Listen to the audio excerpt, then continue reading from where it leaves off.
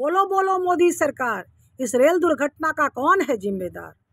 जब अधिकारी कह रहे हैं कि हमारे पास लोको पायलट की कमी है और लोको पायलट का बहुत सारा पद रिक्त पड़ा हुआ है, उस रिक्त पड़े पद पर जल्द से जल्द लोको पायलट की नियुक्ति की जाए।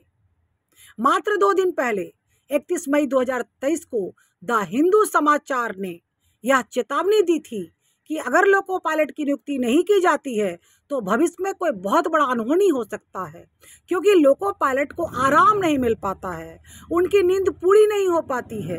वो 12-12 घंटे लगातार ट्रेन चलाते हैं, जिससे भविष्य में कोई दुर्घटना घटित हो सकता है।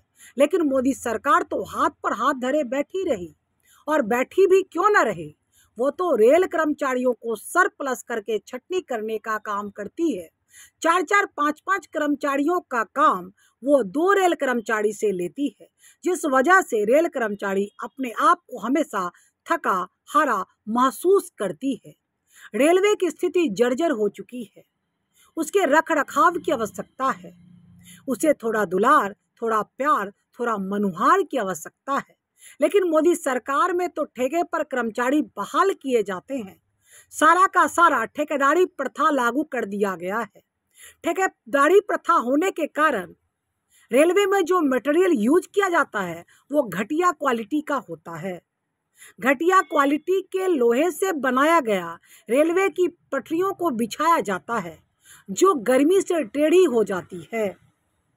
वैसे तो हमारे देश में 2 रेल मंत्री हैं, एक झंडा हिलाने वाला और दूसरा कुर्सी तोड़ने वाला।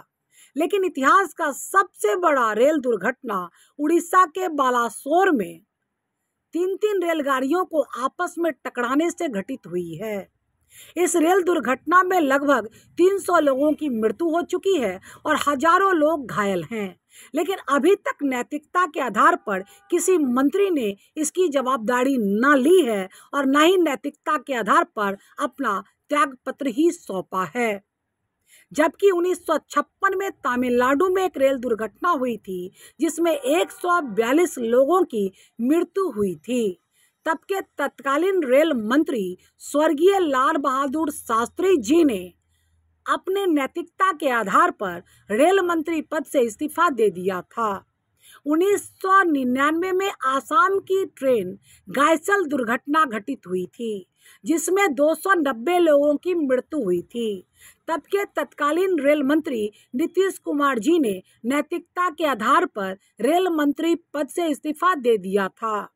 लेकिन भारतीय जनता पार्टी का तो हाल ऐसा है कि यहाँ कोई नैतिकता के आधार पर अपनी जवाबदारी लेने को तैयार ही नहीं है, तो मंत्री पद से नैतिकता के आधार पर इस्तीफा देगा कौन?